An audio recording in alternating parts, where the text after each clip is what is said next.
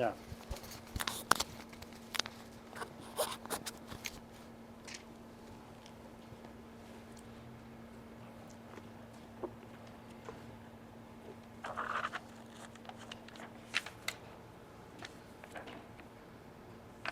بسم الله، الحمد لله، والصلاة والسلام على رسول الله وعلى آله وصحبه ومن والاه.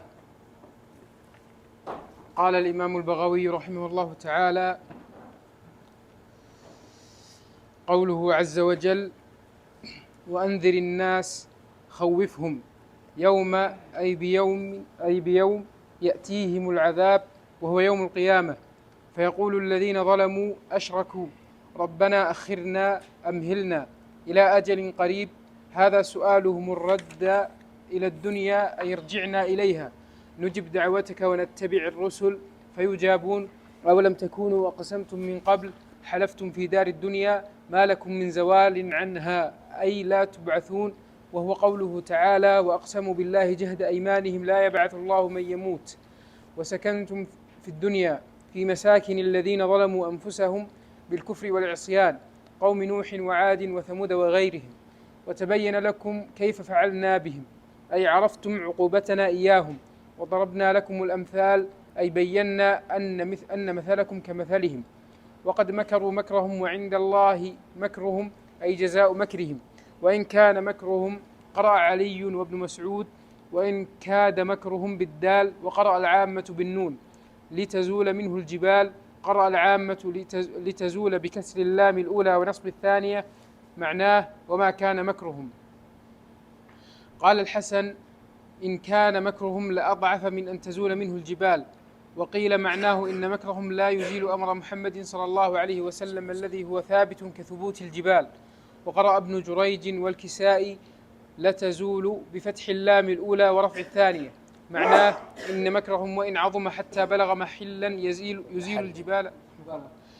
الجبال لم يقدروا حتى بلغ محلا معناه إن كان مكرهم إن مكرهم وإن عظم حتى بلغ محلا يزيل الجبال لم يقدروا على إزالة أمر محمد صلى الله عليه وسلم.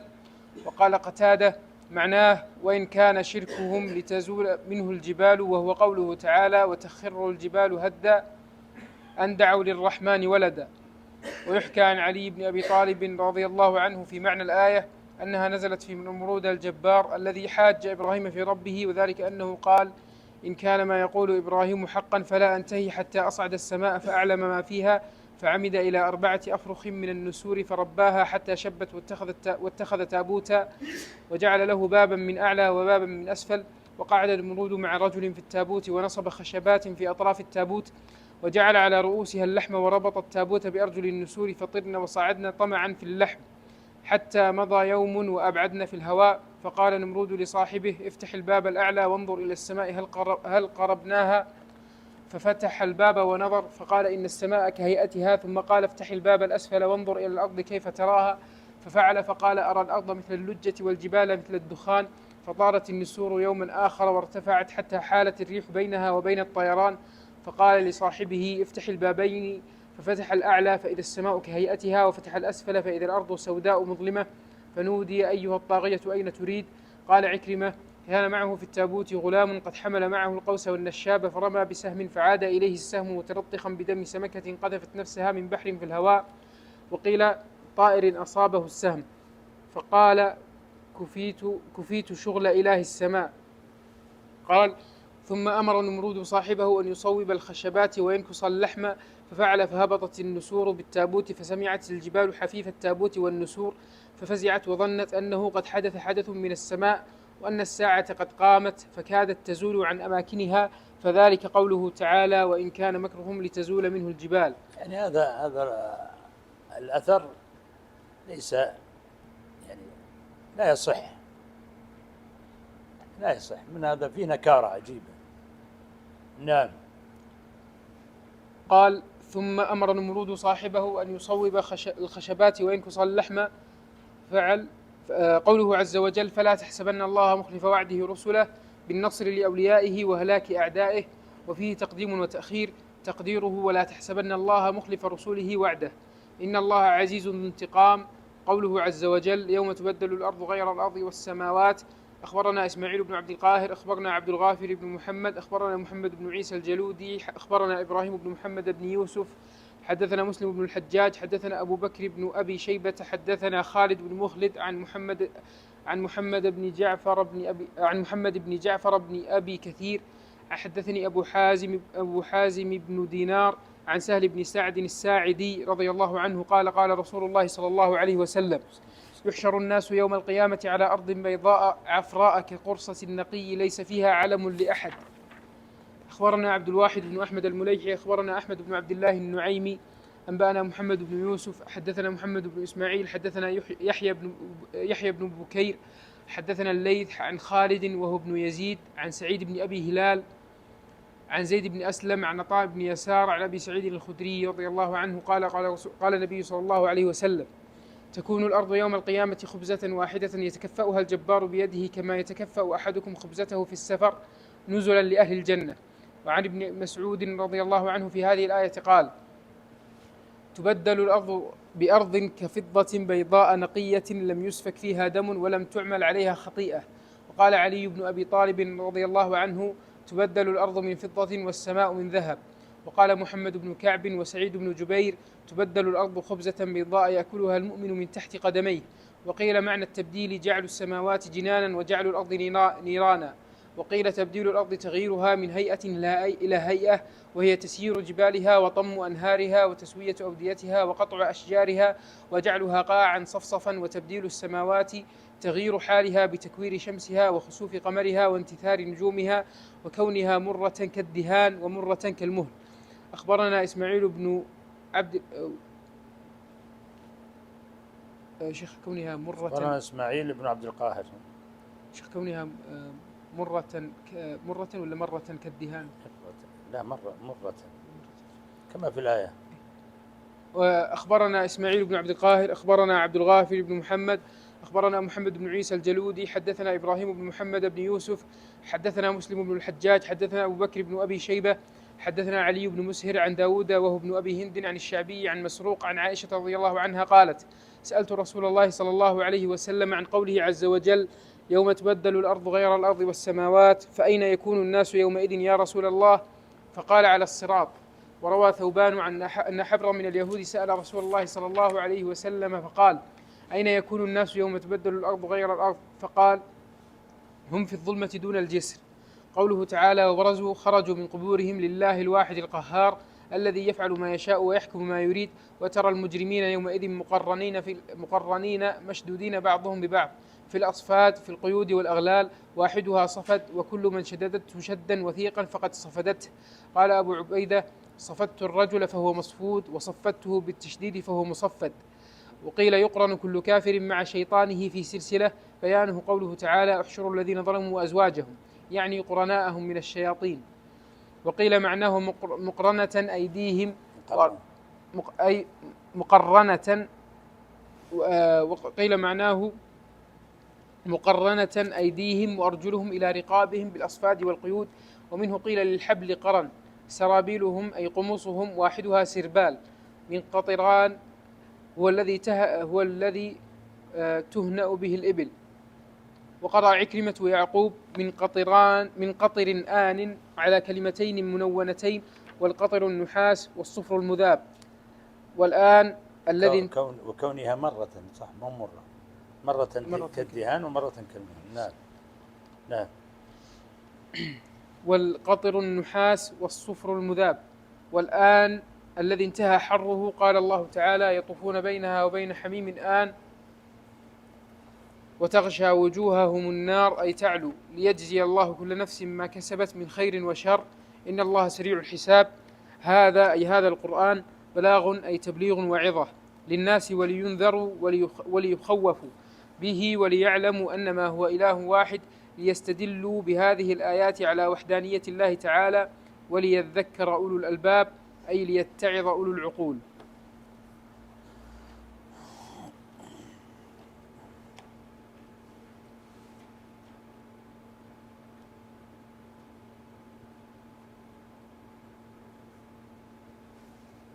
بسم الله الرحمن الرحيم. الحمد لله رب العالمين، وصلى الله وسلم على نبينا محمد وعلى آله وصحبه أجمعين.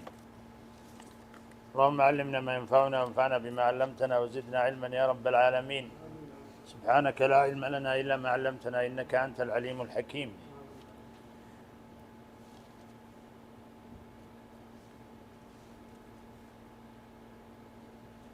يقول الله عز وجل: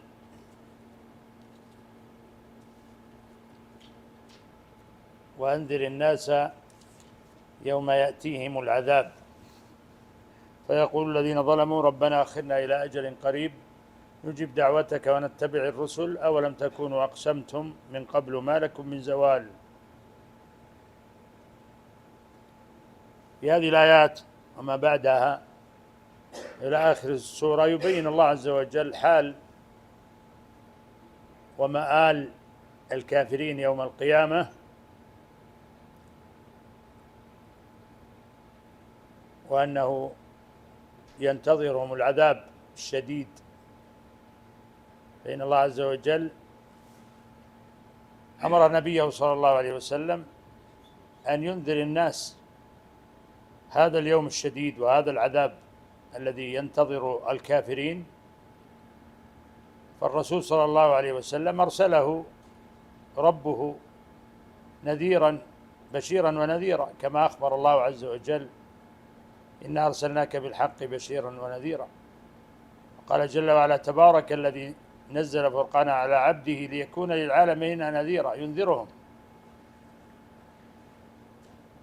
قال جل وعلا: وما أرسلناك إلا كافة للناس بشيرا ونذيرا. فهنا يأمر الله عز وجل نبيه أن ينذر الناس هذا اليوم الذي يأتيهم العذاب فيه، وهو اليوم الموعود يوم القيامة. فيحصل أن الكافرين والظالمين يطلبون الرجعة حتى يتوبوا عما هم فيه من ضلال وشرك وكفر. فهم الآن عاينوا الأمر على حقيقته ورأوه عين اليقين، فيطلبون من ربهم عز وجل الرجعة. ولا حين رجع خلاص انتهى الأمر، كما ذكر الله عز وجل في آيات أن الكافرين يطلبون الرجعة حتى إذا جاء أحدهم الموت قال رب ارجعون لعلي أعمل صالحا فيما تركت كلا إنها كلمة هو قائلها ومن ورائهم برزخ إلى يوم يبعثون. خلاص انتهى. ولو ترى إذ المجرمون ناكسوا رؤوسهم عند ربهم ربنا أبصرنا وسمعنا فارجعنا نعمل صالحا إنا موقنون. يطلبون الرجعة لكن لا يكون لهم ذلك، لأن الله قضى ألا رجوع. فيحذر النبي فيأمر الله نبيه أن ينذر الناس ذلك الموقف: وأنذر الناس يوم يأتيهم العذاب فيقول الذين ظلموا ربنا أخرنا إلى أجل قريب نجب دعوتك ونتبع الرسل أولم تكونوا أقسمتم من قبل ما لكم من زوال. الآن وقد عصيتم وكفرتم وأقسمتم بالأيمان المؤكدة الغليظة أن الله لا يبعث من يموت، وأقسموا بالله جهد أيمانهم، يعني كل ما يستطيعون من الأيمان يبذلون جهدهم في الأيمان والمغلظة الكثيرة في أن الله لا يبعث من يموت. هذا إنكار للبعث. هنا بعثوا فيأتيهم الرد من الله عز وجل: أولم تكونوا أقسمتم من قبل ما لكم من زوال. ونفخ في الصور فإذا هم من الأجداث إلى ربهم ينسلون قالوا يا ويلنا من بعثنا من مرقدنا هذا ما وعد الرحمن صدق المرسلون الذين أنذروهم وحذروهم وطلبوا منهم الاستجابة لأمر الله. فإن الله عز وجل من كرمه وإحسانه أن يعذر وأن يرسل الرسل ليكون في ذلك إعذار للناس. جاء في الحديث: ليس أحد أحب إليه الإعذار من الله عز وجل، لذلك أرسل الرسل وأنزل الكتب. فالله من رحمته وكرمه بالخلق وبالناس أن يرسل إليهم الرسل وينزل إليهم الكتب ويهديهم إلى الحق، فيبغونها عوجا. فهنا الكفار يبغونها عوجا ولا يؤمنون ولا يستجيبون لأمر الله، فيكون حالهم كما وصف ربنا تبارك وتعالى، أنهم في يوم القيامة يتمنون الرجعة ويسألونها ربهم، ولكن لا رجعة، خلاص. أخرنا إلى أجل قريب نجب دعوتك ونتبع الرسل. الآن قلتم ذلك؟ أولم تكونوا أقسمتم من قبل ما لكم من زوال، يعني حلفتم بالله عز وجل أنكم لا ترجعون وأنكم لا تبعثون، لكن حصل الوعد الحق الذي الله عز وجل وعد به على لسان رسله: هذا ما وعدنا الرحمن وصدق المرسلون يقولونها. ثم قال جل وعلا: وسكنتم في مساكن الذين ظلموا أنفسهم وتبين لكم كيف فعلنا بهم وضربنا لكم الأمثال. الله عز وجل يجعل هذه البشرية جيلا يتلوه جيل، ويسكن الناس في مساكن الذين سبقوهم. فهذه الأرض كلها يعيش عليها الناس والأجيال، ثم يذهبون فيأتي فيعقبهم أجيال يسكنوا في المساكن نفسها، يعني من الأرض، إما في المساكن نفسها المبنية وهذا ليس ظاهرا، وإما يعني سكنتم في مواقعهم وأماكنهم. فإن الأرض من حين خلق الله السماء، خلق آدم وأنزله إليها، كم عاش عليها. فلذلك هذه الأرض يعني سبحان الله تجد أن الناس فيها أجيالا بعد أجيال أكلتهم الأرض، وهذا من حكمته جل وعلا. فإن الأرض جعلها تأكل الناس وتأكل أجسامهم، وشرع الدفن، وأول من دفن هو من؟ قابيل في قصته لقتله أخاه، وأن الله بعث غرابا يبحث في الأرض ليريه كيف يواري سوءة أخيه. فهذه الأرض عاش عليها الناس، فأنتم تسكنونها من بعدهم. وسكنتم في مساكن الذين ظلموا أنفسهم وتبين لكم كيف فعلنا بهم، في مواقع من المواقع المعروفة المشهودة، كما كان قريش تمر على ديار ثمود المعذبين في رحلتها الصيفية والشتوية إلى بلاد الشام، فيرون هذه المساكن التي عذب أهلها ووقع عليهم العذاب، الذين ظلموا أنفسهم بالكفر وعدم الاستجابة للرسل عليهم الصلاة والسلام. كما ذكر الله عز وجل في هذه السورة الكريمة، سورة إبراهيم، جملة من الرسل ووصفهم بالرسل بدون تفصيل على سبيل الإجمال: وقد مكروا مكرهم وعند الله مكرهم وإن كان مكرهم لتزول منه الجبال. يعني وقد مكروا هؤلاء الكفار المشركون، وهم المقصود بهم كفار قريش، لأن الحديث فيهم في كل هذه الآيات كما سبق معنا: ألم تر إلى الذين بدلوا نعمة الله كفرا وأحلوا قومهم دار البوار. قال ابن عباس رضي الله عنهما: هم كفار قريش. فالآيات هذه كلها في شأن كفار قريش. وقد مكروا مكرهم، يعني مكروا مكرهم الذي هو معلوم ومعروف، ومكرهم السيء الذي أخبر الله عز وجل أن المكر السيء لا يحيق إلا بأهله، فحاق بهم هذا المكر. وقد مكروا مكرهم وعند الله مكرهم. الله عز وجل هو العالم بكل أحوالهم وأقوالهم وما يحيكون به من الكيد والمكر.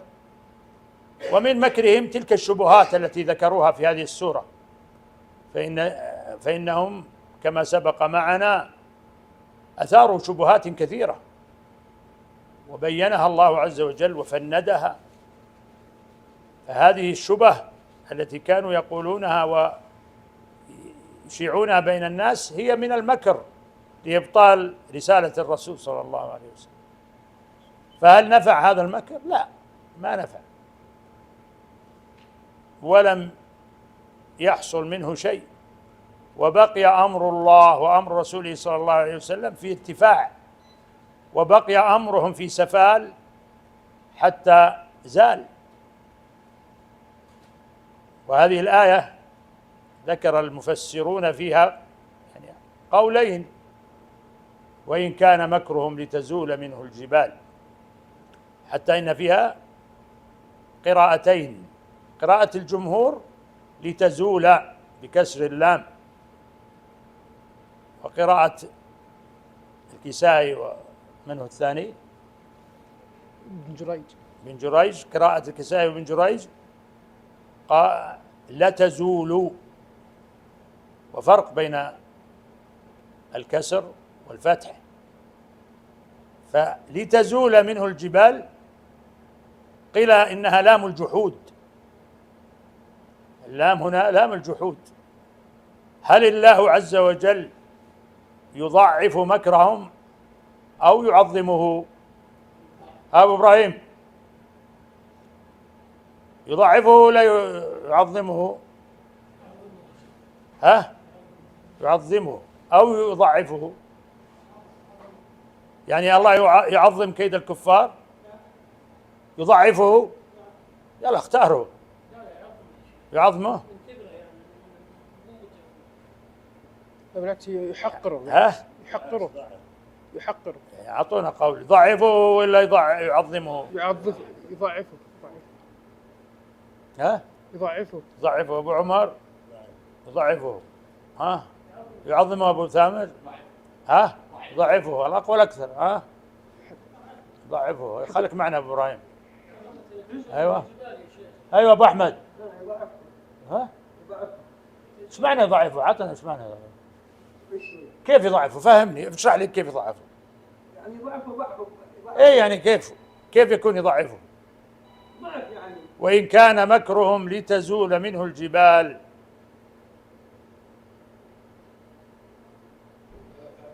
تعظيم؟ يعني أنت ما أبو ثامر. شيخ الإمام بغوي ذكر قال: وإن كان مكرهم يعني وإن حاولوا بمكرهم هذا وإن بلغ مكرهم الجبال فلن يستطيعوا أن يبلغوا أمر محمد. هذا القول تضعيف ولا تعظيم؟ تضعيف. القول قولان في هذه المسألة: قول أن الله يضعفه وإن كان مكرهم لتزول منه الجبال. طيب، هذا لتزول تضعيف ولا تعظيم؟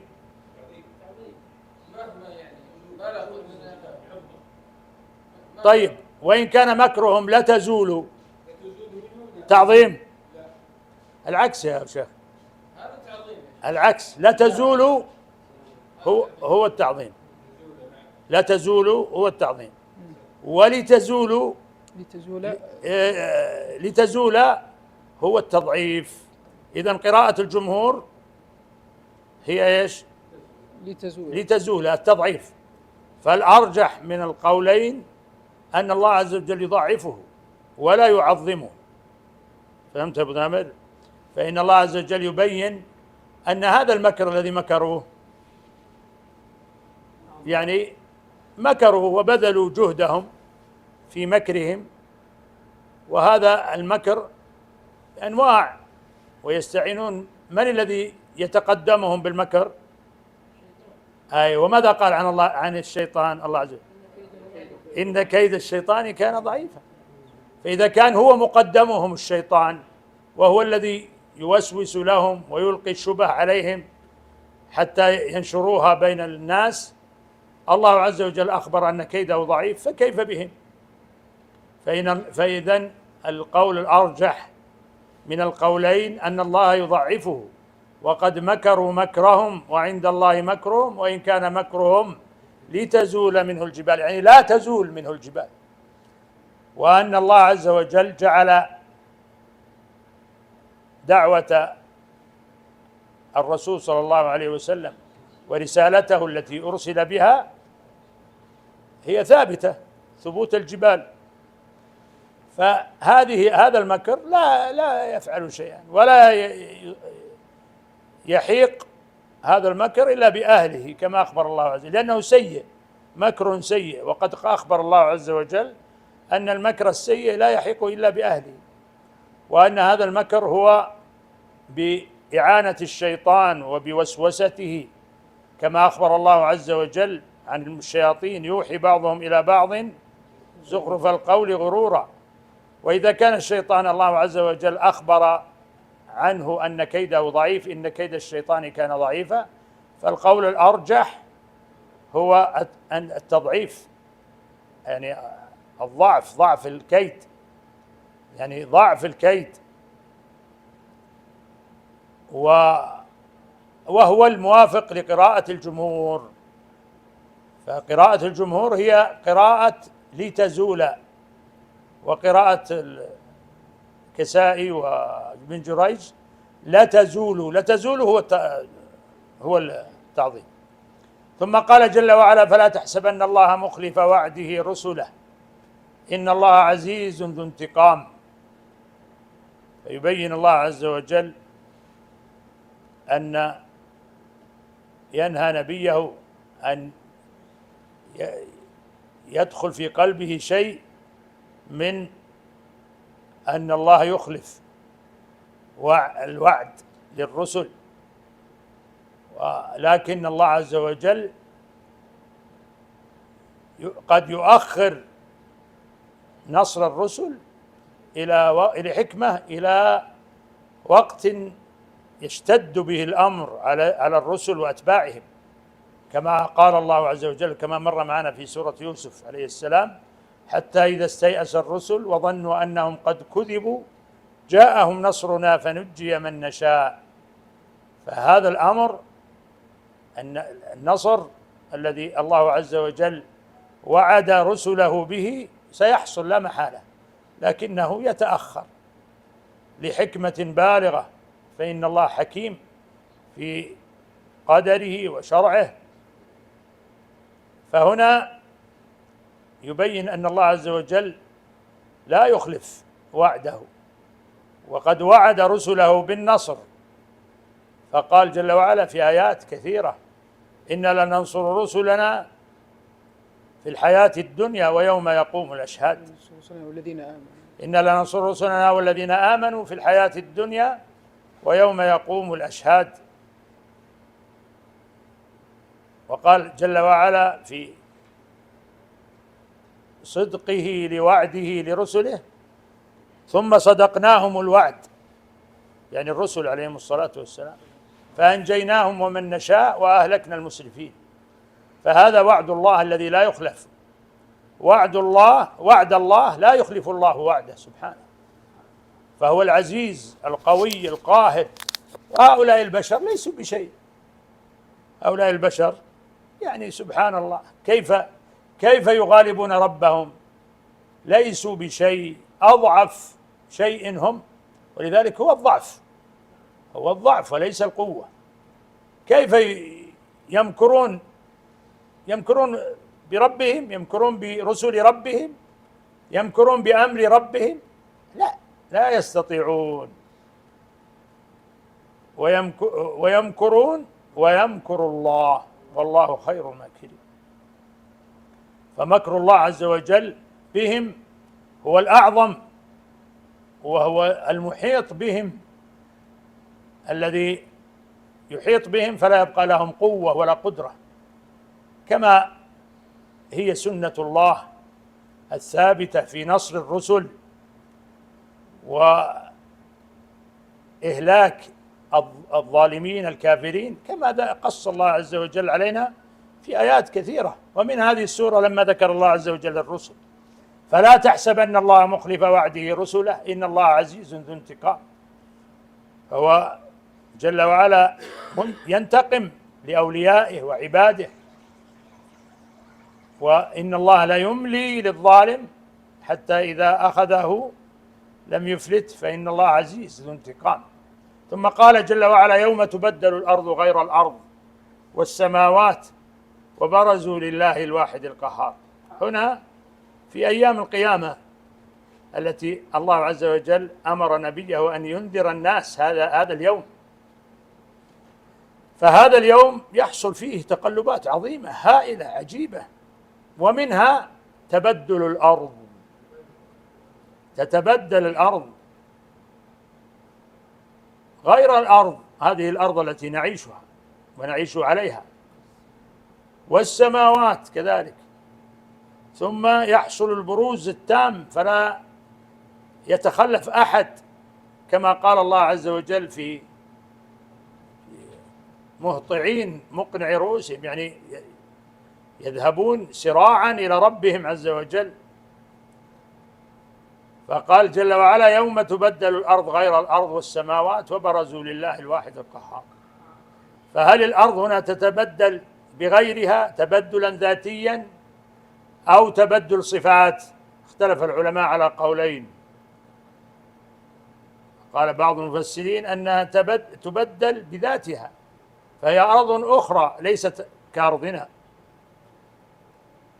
وقال بعضهم إن التبديل هنا تبديل الصفات، فالله عز وجل يغير من صفاتها المعهودة لنا، من صفاتها المعهودة لنا من الأنهار والجبال، ثم تصبح كالخبزة نقية يبدلها ربنا جل وعلا، وهو القادر على كل شيء، وإذا أراد شيئا إنما يقول له كن فيكون.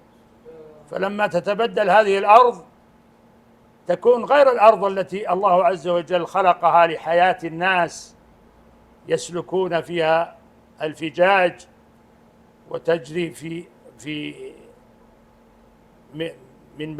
على ظهرها الأنهار، ويكون عليها البحار والأشجار لا تتغير، فتصير كالخبزة نقية كما ورد في الأحاديث الصحيحة.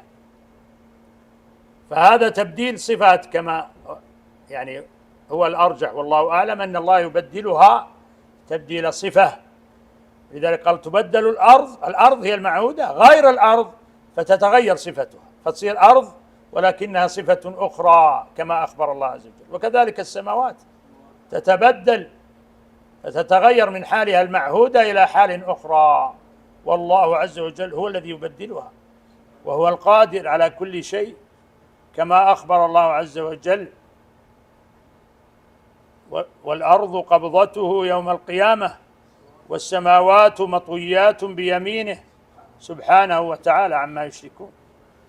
ثم قال جل وعلا: وترى المجرمين يومئذ مقرنين في الأصفاد، يعني الكفار الذين وقعوا في الكفر والإجرام والبعد عن أمر الله عز وجل ورسوله، يأتون إلى ربهم مقرنين. وقيل أن الله عز وجل يقرن كل إنسان بقرينه من الجن، فإن لكل إنسان قرين من الجن، فيقرن به يوم القيامة فيأتي مقرونا به. وقيل مقرنين في الأصفاد كل يعني أصحاب صفة يقرنون مع أشباههم وأمثالهم، كما قال جل وعلا: احشروا الذين ظلموا وأزواجهم وما كانوا يعبدون من دون الله. أزواجهم يعني إيش؟ أمثالهم ونظراؤهم في الكفر والضلالة، كما قال جل وعلا: وإذا النفوس زوجت، يعني تصبح أزواج، ويعني أن كل قوم يحشرون مع أشباههم ونظرائهم مقرنين في الأصفاد، يعني في الأغلال والسلاسل التي الله عز وجل يكبلهم بها، كما أخبر الله عز وجل في آيات، نسأل الله العافية. ثم قال سرابيلهم من قطران وتغشى وجوههم النار. سرابيل هو اللباس الذي يلبسونه، فلباسهم من قطران، والقطران من نار، فهو يعني لباس من نار، الله يلبسهم لباسا من نار، نسأل الله العافية. وهكذلك تغشى وجوههم النار، فهم في حال من العذاب والشدة كما وصفهم ربنا جل وعلا، سرابيلهم من قطران وتغشى وجوههم النار. هذا هو أحوال الكافرين، هذه هي حال الكافرين يوم القيامة، نسأل الله العافية. وهي التي أمر الله عز وجل نبيه في أول ما قرأنا من آيات أن ينذر الناس هذا اليوم المخوف الهائل الذي يحصل به كل هذه الأحوال من تبدل الأرض والسماوات، ومن ما يغشى ما يصيب الكافرين من العذاب والهوان، فإن الله عز وجل يوقع عليهم عذابا شديدا كما أخبر عز وجل في هذه الآيات. ثم قال جل وعلا ليجزي الله كل نفس ما كسبت إن الله سريع الحساب. الله عز وجل يخرجهم ليجزيهم ويحاسبهم، وحساب الله سريع، ليس كما يتخيله الإنسان من أحوال الدنيا، فإن الله عز وجل أخبر عن سرعة حسابه، فهؤلاء البشر سيحاسبون كلهم حسابا سريعا، والله عز وجل يحصي عليهم أعمالهم ويبين لهم كل ما يعملون وما يفعلون.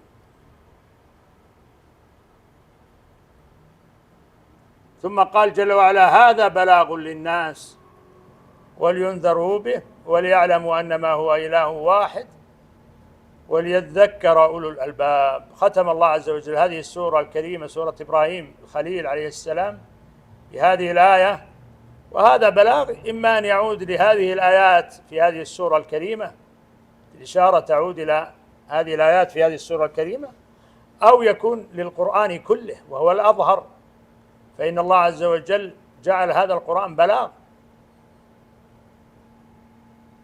وأن الله عز وجل أنزل هذا القرآن لينذر به الناس، أرسل به الرسول صلى الله عليه وسلم، كما أخبر الله عز وجل في هذا أول السورة ألف لام را كتاب أنزلناه إليك لتخرج الناس من الظلمات إلى النور. فالله عز وجل جعل في هذا القرآن العظيم كريم البلاغ منه جل وعلا، فبين هذا في آخر هذه السورة بقوله هذا بلاغ للناس، يعني يبلغون به. فالله عز وجل بلغ الناس عن طريق الرسل ليتم الإعذار ولإقامة الحجة عليهم، فإن الله عز وجل ليس أحد أحب إليه من العذر، كما أخبر الرسول صلى الله عليه وسلم. لذلك أرسل الرسل وأنزل الكتب، فقال جل وعلا هذا بلاغ للناس ولينذروا به، يعني يكون فيه نذارة لهم، كما قال وأنذر الناس، ولينذروا به، يخافون ينتبهون. فالمؤمن الذي استجاب لأمر الله يعلم أن هذه الآيات فيها نذارة وفيها تخويف، فيلتزم أمر الله عز وجل ويستجيب لما جاء به الرسول صلى الله عليه وسلم. أما الكافر فإنه لا تزيده الآيات إلا كفرا وطغيانا، كما أخبر الله عز وجل. فقال هذا بلاغ للناس ولينذروا به، وليعلموا أنما هو إله واحد.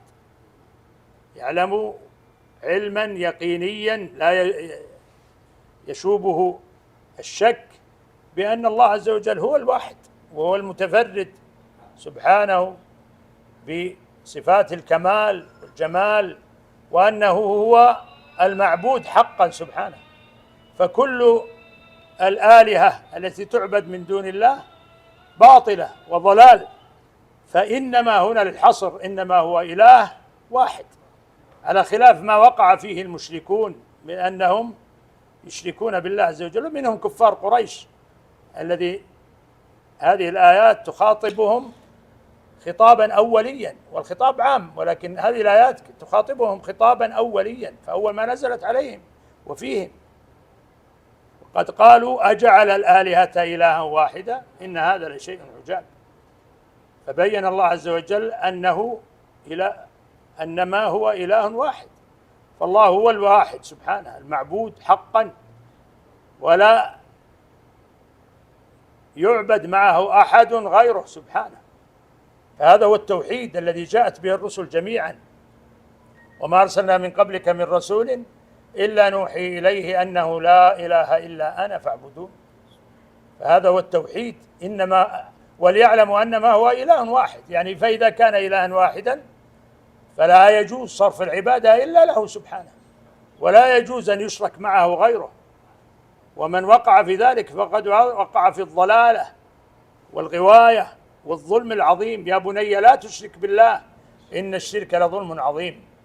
وليذكر أولو الألباب، فأصحاب العقول الذين يعملون عقولهم ويهتدون بهدي الله عز وجل الذي الله عز وجل أرسل به الرسل وأنزل به الكتب، يكون عقلهم دالا لهم إلى الحق، فإن العقل الصحيح يدل على الحق، ولذلك الله عز وجل جعل الإنسان عاقلا، فلذلك كان مكلفا.